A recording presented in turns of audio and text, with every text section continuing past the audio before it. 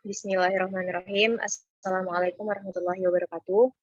Alhamdulillahirabbil alamin. Assalatu wassalamu ala asyrafil anbiya'i wal mursalin wa ala alihi wa sahbihi rasulillahi ajma'in.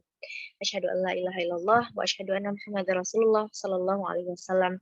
La nabiyya ba'da amma ba'du.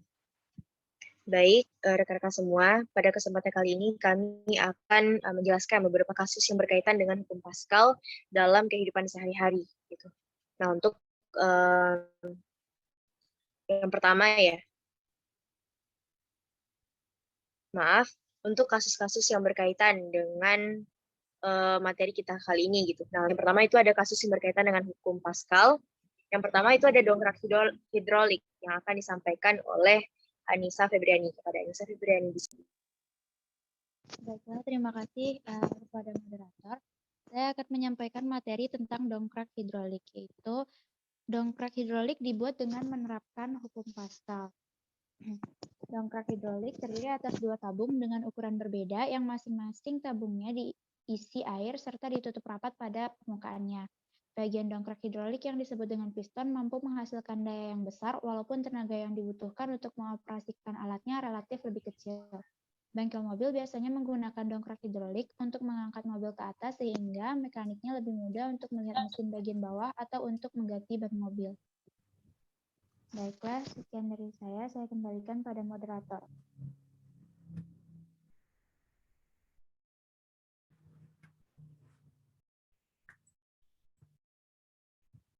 Baik, untuk materi 2, rem hidrolik disampaikan oleh Hidayah Fitri. Kepada Hidayah Fitri, disilakan.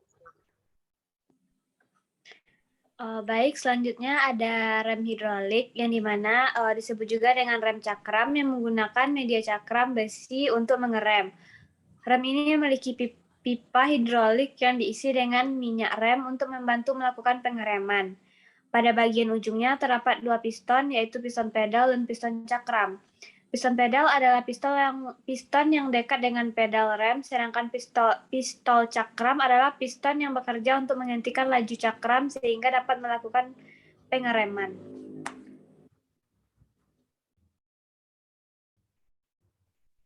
Baik, pompa hidrolik oleh Merly Natasha. Kepada Merly Natasha, disilakan. Yang ketiga yaitu pompa hidrolik. Pompa hidrolik dapat dibuat dengan menerapkan hukum Paskal. Mesin pompa hidrolik berfungsi untuk memudahkan manusia untuk mengangkat beban berat dengan tenaga kecil.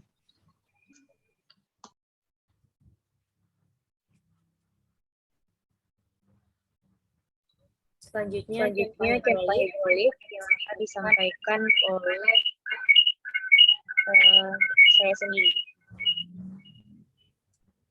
Nah, baik. Untuk pompa hidrolik merupakan alat yang digunakan hukum Paskal yang untuk menumpuk biji-bijian yang akan diaduknya gitu. Selain itu, pompa hidrolik juga digunakan untuk mencetak plat logam menjadi masak.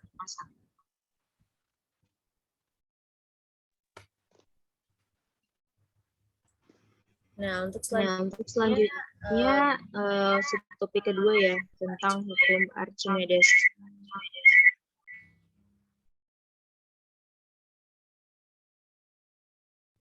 Materi mengenai balon udara akan disampaikan dan juga kapal selam akan disampaikan oleh Nita Anggrani. Pada Nita Anggrani.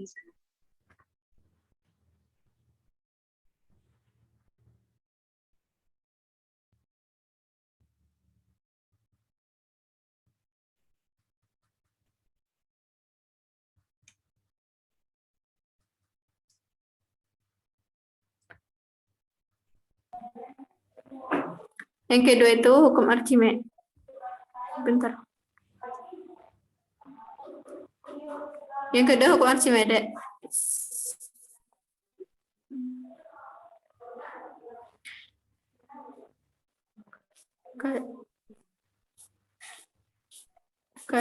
Kasus yang berkaitan dengan hukum Archimedes dalam kehidupan sehari-hari yaitu balon udara. Hukum Archimedes ini bisa diterapkan tidak hanya pada zat cair, melainkan fluida. Artinya setiap zat yang bisa mengalir seperti zat cair dan gas bisa memanfaatkan prinsip hukum ini. Nah, penerapan hukum Archimedes juga berlaku pada balon udara Udara di dalam balon udara dipanaskan agar massa jenisnya menjadi lebih kecil daripada massa jenis udara di sekitarnya atmosfer sehingga balon udara dapat melayang di udara.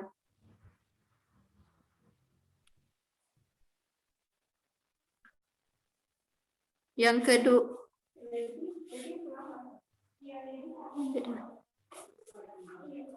kedua, kapal selam. Pada kapal selam terdapat tangki yang apabila berada di darat akan terisi udara sehingga dapat mengapung di air. Ketika kapal masuk ke dalam air, tangki tersebut akan terisi oleh air sehingga dapat menyelam.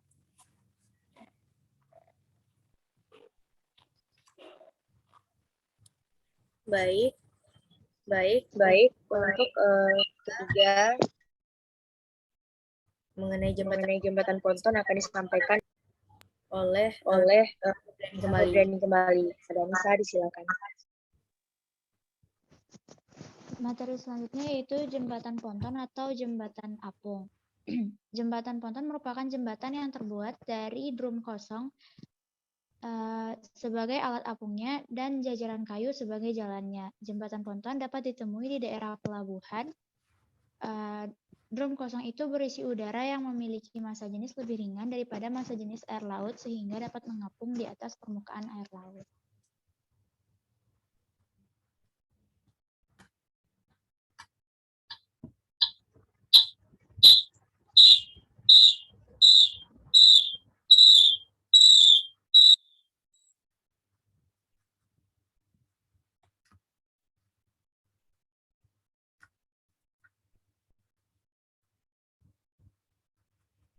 Nah, mengenai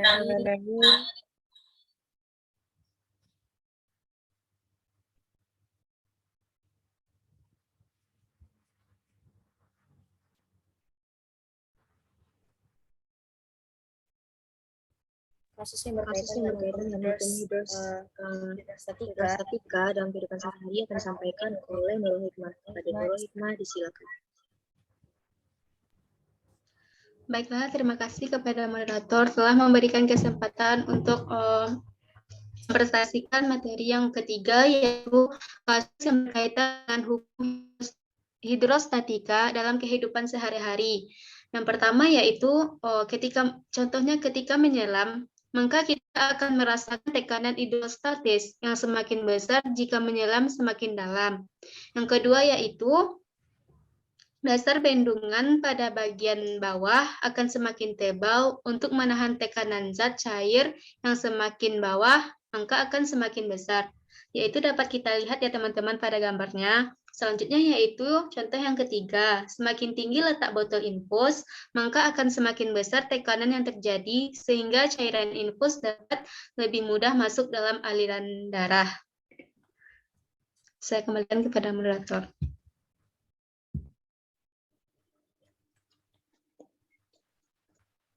Baik, terima kasih penyampaian dari rekan-rekan kami.